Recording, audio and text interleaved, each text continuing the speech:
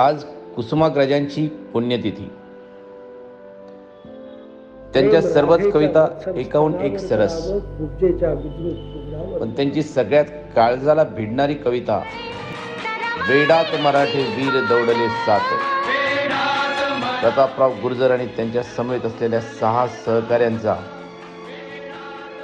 एक आगळा वेगळा इतिहास, त्यागाची सर्वोच्च सीमा आणि निष्ठेचं एक अप्रतिम उदाहरण.